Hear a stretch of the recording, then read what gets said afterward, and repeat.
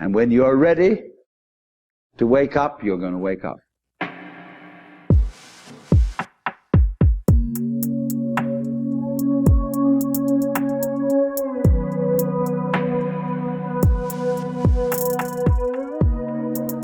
Hello everyone, welcome. My name is Natalie and this is Down From Above. Our story today is coming from Las Vegas, where my guest Christi Kisling experienced her first NDE after a medical emergency on the way home from vacation. And her second NDE occurred during some medical testing, trying to figure out what had happened in the first place. What was so fascinating about Christi's story is how vastly different her two experiences were, and this will be the first time actually on the show that we discussed the topic of distressing near-death experiences. And from my understanding, based on research done by Dr. Bruce Grayson, that there are three archetypes of a distressing NDE, and the first one being the void, and the second being the inverse NDE, and of course, the hellish experience. In my opinion, it seems like Christi's experience more falls into the category of the inverse type of NDE, which is defined as having the same attributes as a blissful NDE, but instead of the feelings of intense love and peace, those feelings are all replaced with the feeling of fear, which sounds awful. But if you're out there and you have had multiple near-death experiences that differ from each other, or maybe you yourself have had a distressing NDE, I would love to hear from you. You can email me at downfromabovepod@gmail.com. Maybe we can even do a couple episodes devoted just to this topic, and we could take a deep dive into each aspect of them. I think there's just as much to be gained from them as there is to be gained from a blissful NDE, so definitely reach out to me. But hey, we're not here for the boring stuff. Let's get into today's episode. Here is the NDEs of Christi Kisling.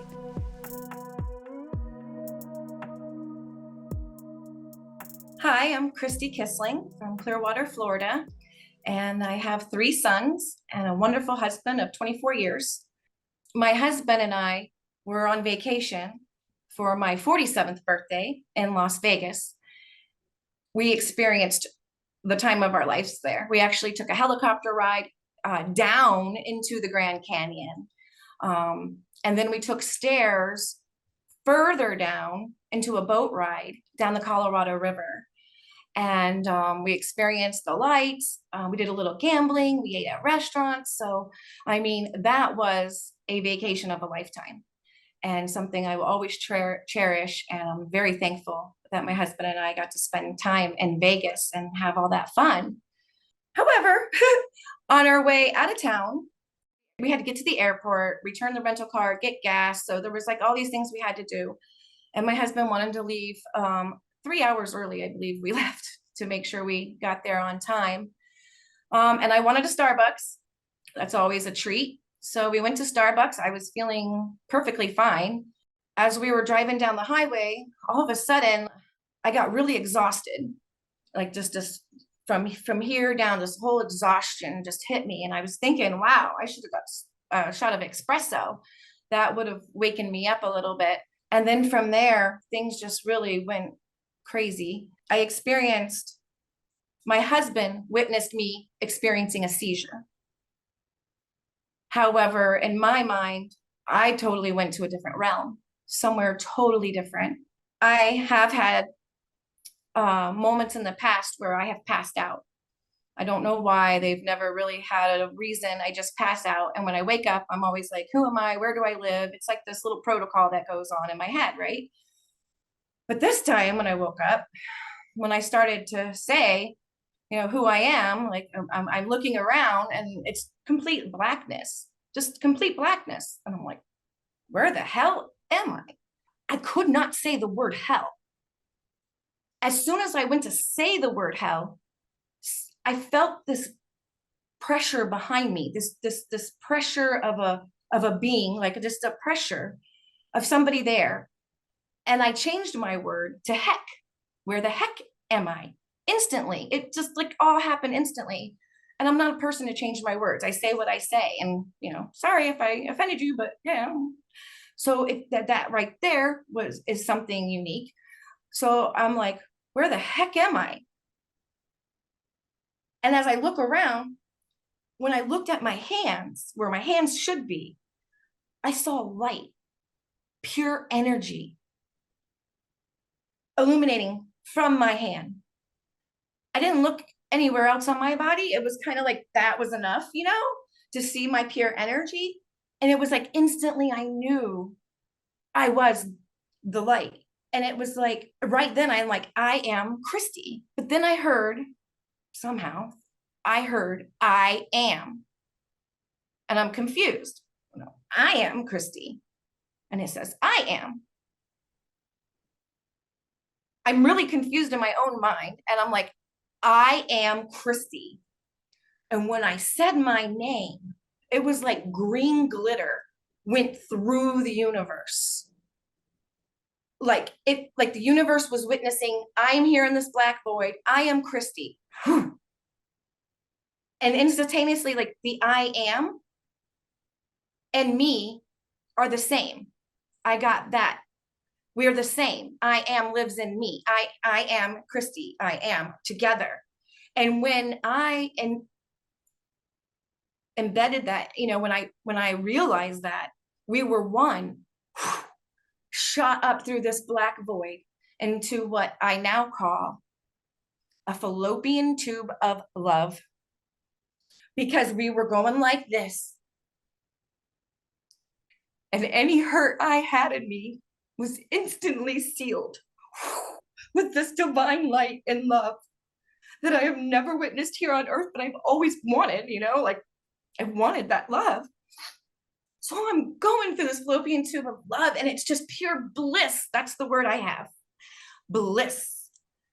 Pure bliss. And then as we come out of this, what I call then I'm awakened now, okay? Through that fallopian tube, any hurt I ever had was instantly healed. I'm awakened. I feel free. Free of this body. I am free. And when I realize how free I am, I start shooting through space. I seen galaxies.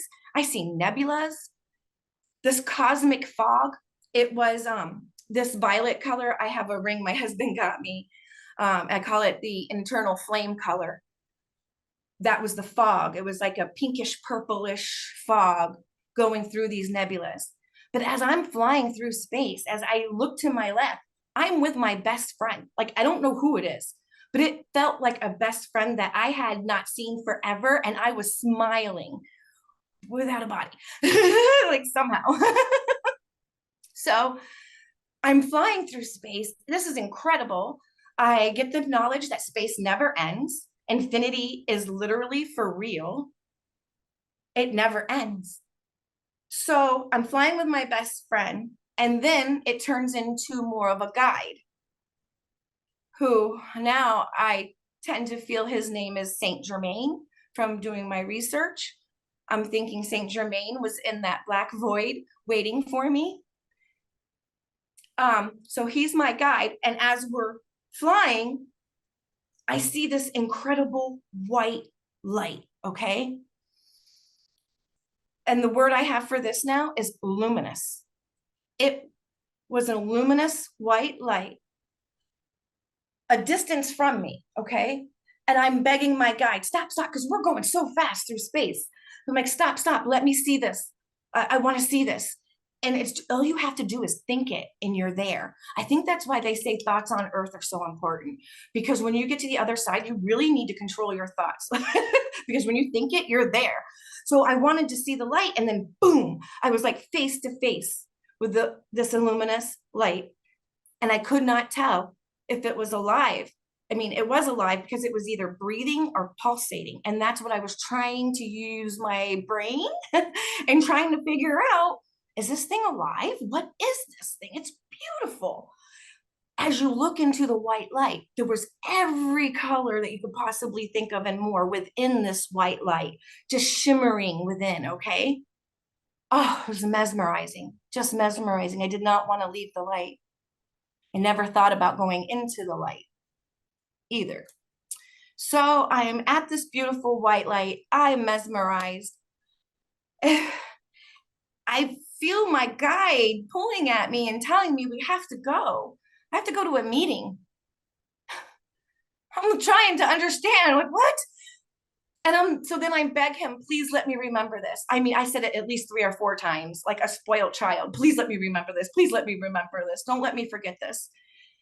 And then we moved on to where there was 3 entities in front of me within space, but I felt like I was on a platform standing, looking at them.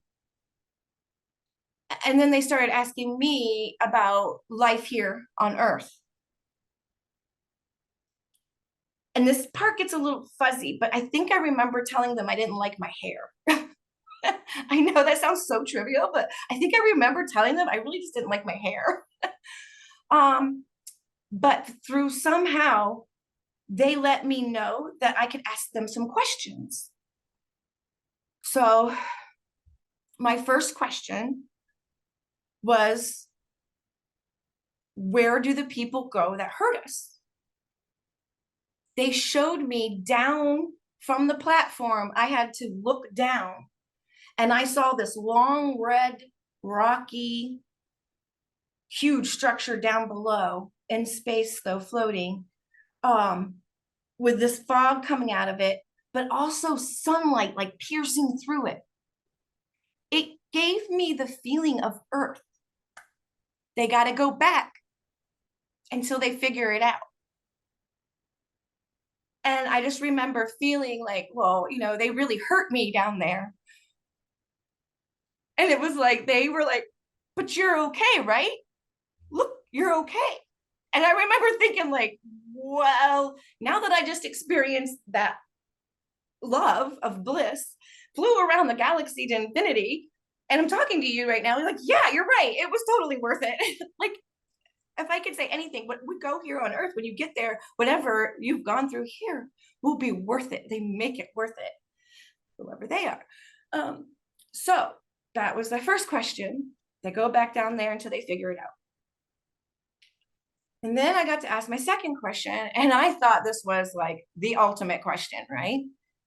What is God? Answer that, because down on Earth, that's a hard one to figure out. I need to know this, let me know this. They said God is love. That's simple. God is love. When you feel that love for anything and anybody, that's God through you. God is love. I accepted that just like that because of what I felt. I didn't even question it. And it was like, oh, yeah, I mean, that makes perfect sense. I must still have ADD over on the other side, because I looked around from this platform. I'm in this space, right? We got these 3 entities and I can't see them really. It's like I know they're there, but there's nothing really to them. A cloaked type look, perhaps. No face, was dark. I couldn't ever see them clearly. I just knew there was 3. So I'm on the platform and I look to the right after the question about God, and I see trillions of little white lights, like dashes, all going to the left within a space within space, like a designed area, a designated area, and they're all going this way to the left.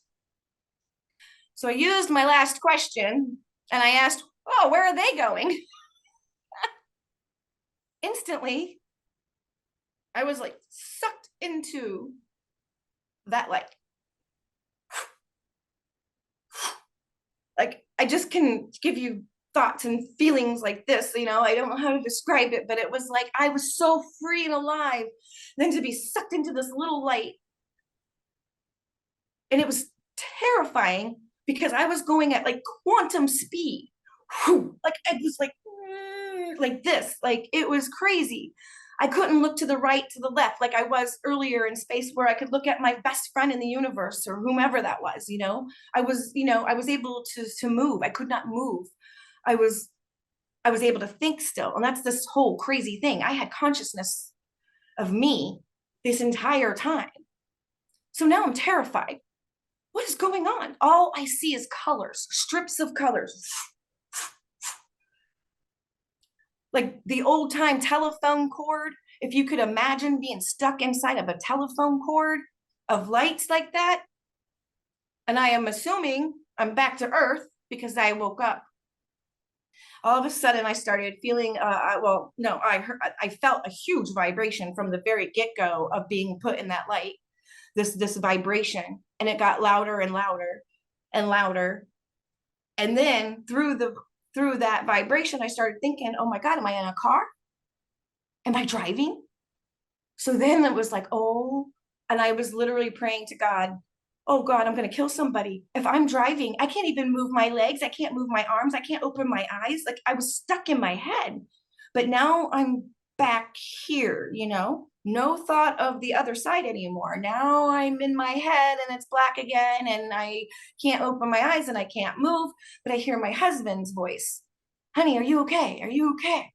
I woke up in a panic because I thought I was driving a car and I had no control, and Craig's like, you had a seizure, you had a seizure. We have a kid with epilepsy. I know what seizures are. But I said, what's a seizure? I asked it like 3 times. What's a seizure? I could not comprehend. We got to the airport, but my brain was like empty. I couldn't read. I felt like just like I couldn't even put words to what just happened. So all that bliss was gone, I was back here. So I was trying to figure out what that was all about. One thing I want to say, in the beginning, when I was thinking about getting that drink of Starbucks, and I was like, oh man, I should have got a shot of espresso. When I started to feel like I was going to pass out, I also had these feelings of like I was nauseous, like I was going to get sick. So I started panicking because we were in the rental car looking for the door handle. And as I'm trying to find the door handle, or not the door handle, the window thing, I'm trying to find it. And it's just confusion because I felt like I was going to pass out and puke all at the same time. And then I just said in my brain, I was like, oh, lean forward, try to put your head, between your legs, and that will keep you from passing out. So as I went to go do that, instantly I was in that black void. Like it was, whoop, like to me, now I would describe it as a drop of water. Like instantly, bloop. Okay, where the hell am I? I mean, like literally, I was still me. And that's what I just need to tell humanity. When you die, you're not dead. Here, you drop the body. Your consciousness and your soul goes on and you are you. So like yourself. Like yourself. Be nice to yourself because you are you for eternity. And that is real. And I didn't even get to go into that white light. I didn't even go in that white light. Oh, I totally forgot the most important part. So as I'm saying I am, and he's like, I am, right? We had this discussion. He asked me, do you think you've been a good person? I felt like a 7-year-old shy child. I'm not shy at all, but I felt shy for the first time in my life. And if my toes could dig in dirt, I would have been digging my toes in dirt, looking down. And I was like, I try to be a good person. I haven't tried to hurt anybody. Like I was trying to make 2-step and make excuses. Like, I try to be a good person. I am asked me, can you be a great person? So since I've been back, I've been really trying to figure out what exactly does that mean to be a great person? What exactly does that mean? I didn't get a life review, but for me, him asking that was in my life review because it made me stop and think, And then when he said, can you be a great person? I was like, well, yeah, I can try. Yeah, I'll try anything once, I can try to be a great person. that's when he beamed me up through that fallopian tube of love, when I agreed to be a great person. And I tell you, before this near-death experience, I was a very depressed person, very ego-driven, want all the time. Nothing was enough. And, you know, I've written a book now because of the hardships in my past. And I just feel like I'm nobody in this world, but I think a lot of other nobodies might really want to hear this. You know what I mean? Because I'm just a normal person. And before the near-death experience, like I was saying, I was ego-driven and wanted all the time. So yeah, I mean, total changed person for me. And I find the beauty in being a human now, knowing that on the other side, you're not going to experience what we have here. From my perspective, I didn't have, like the swimming pool. I love swimming. I don't think I'm going to be able to go swimming anymore, or eat food, or, have these tangible relationships where you can hold on tight. Like, it's just a different love. It's a different, and it's better. It is better over there. But wait your turn. And, he sent me back twice. Yeah. So because of this experience, I had to go visit like tons of doctors. We started with the neurologist, ear, nose, and throat, and then that led to a cardiologist appointment. I was scared to tell the cardiologist about my near-death experience. I was afraid he was going to lock me up and think I was crazy. Like, I didn't tell him the whole story. I just told him briefly, left my body type thing, like I was not here, And believe it or not, he said a lot of people that have cardiac problems experience this. So that was a little reassuring, actually. I was like, oh, okay, so okay, felt better for some reason, having him just acknowledge that I wasn't crazy, So he sent me for something called a tilt table test. I get to the hospital. This little lovely lady comes out and she's like, oh, come on, this test, it'll be over in a jiffy, we're just gonna strap you down, put some monitors on you, 15 minutes, you'll be in and out. And I'm like, okay, let's get it done. Mind you, it's Monday morning, 8 a.m. I'm like ready to figure out what's wrong with me, So she straps me down at the table. And the first 5 minutes, they get a base reading, so they make you just lay there and they just talk to you about your life, whatever, to get a base reading. And then every so often they put you in an upright position like this, and then a little forward. Actually, I was a little surprised. I was a little bent forward. And then the table kind of goes like this, right?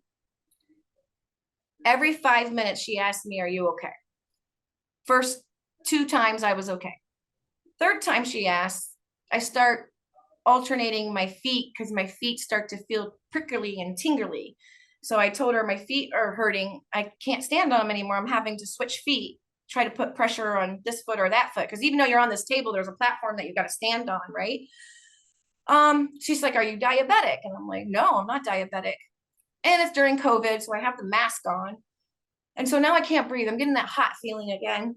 So I take my hand and I try to get some air through the side of my mask. And as I turn my head to the right, this feeling, and I'll never forget this feeling. And I felt it the first time, both times, going in and out of my body, but I didn't really know it yet, right? But experiencing it again, I knew exactly what was happening right when it was like a suction. All right.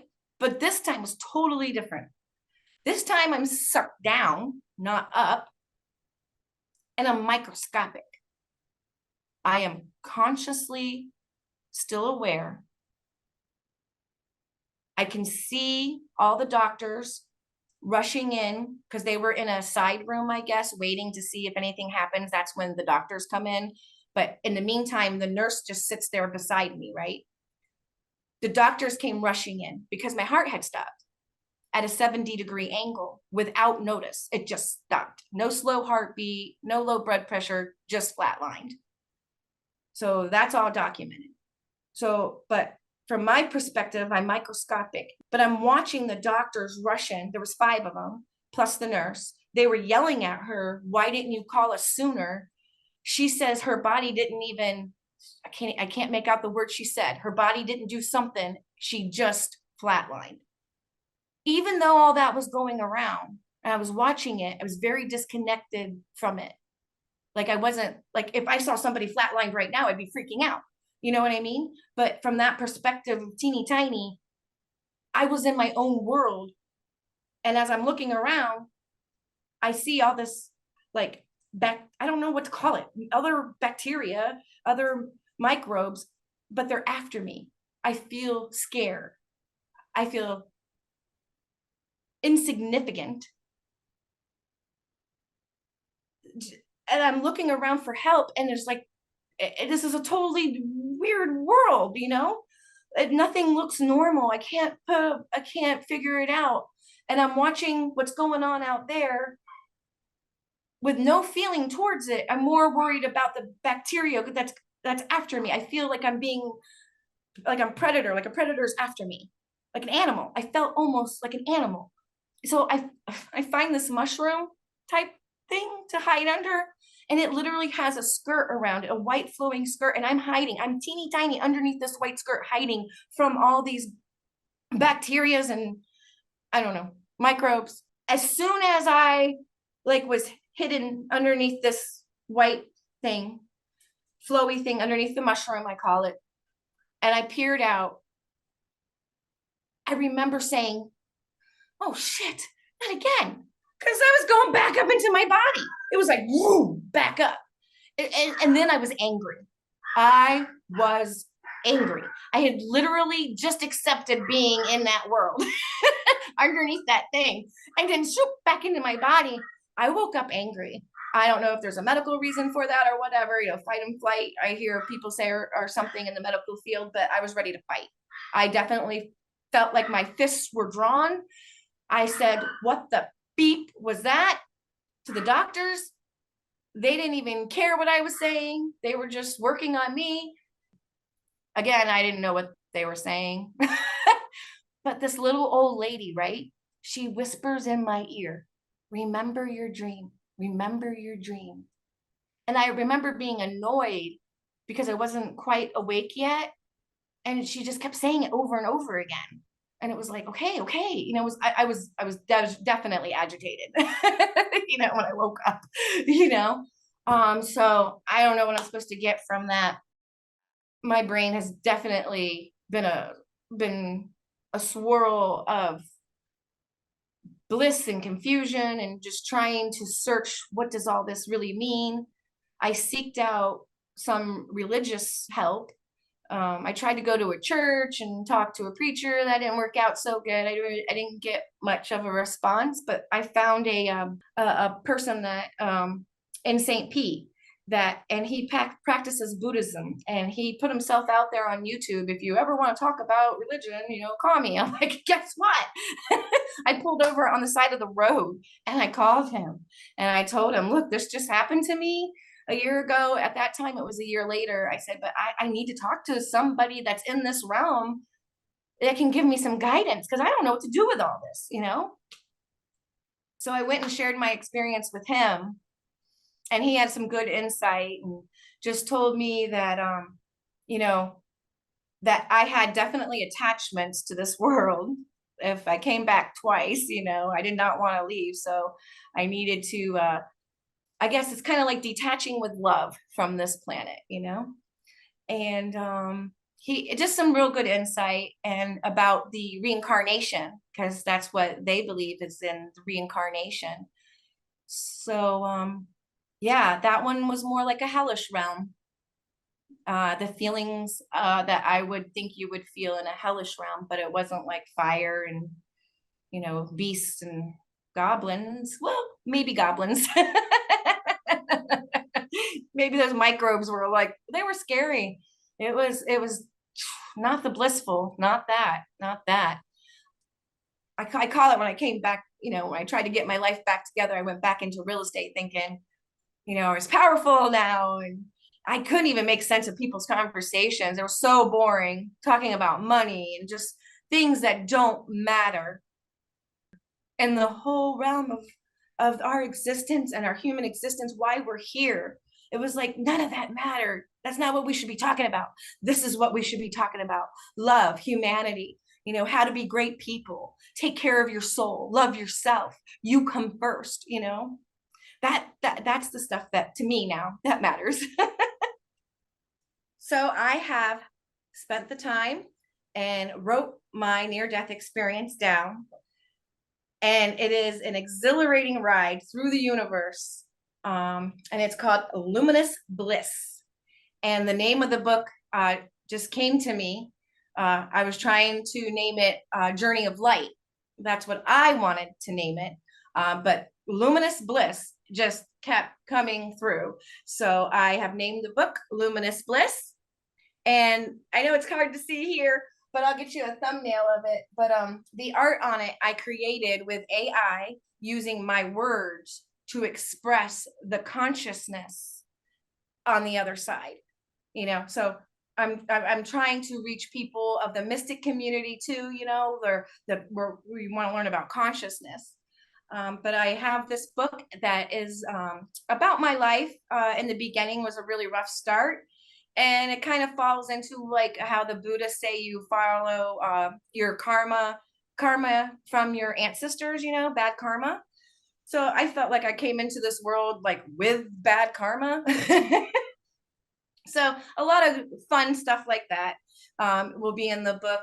The bad karma mixed with a little bit of life experiences that every human goes through. And then my near-death experience, I have both of them in the book.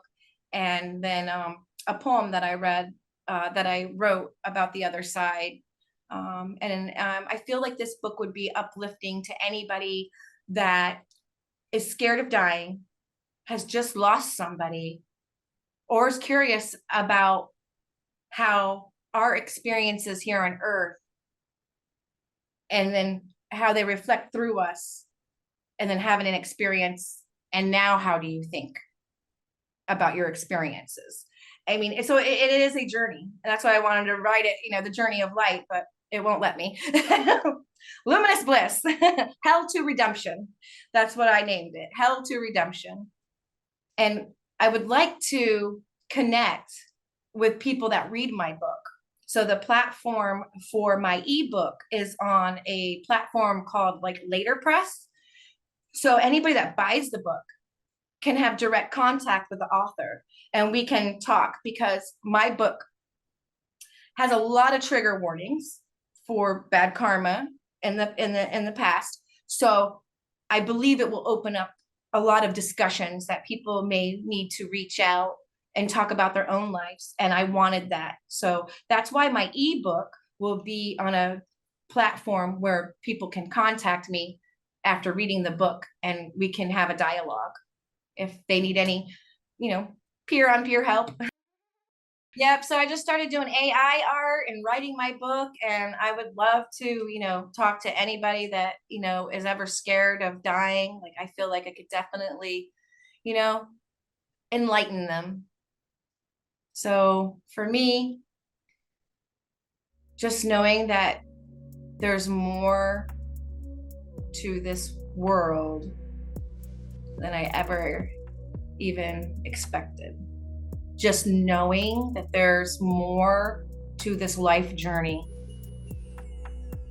And it's awesome to know that.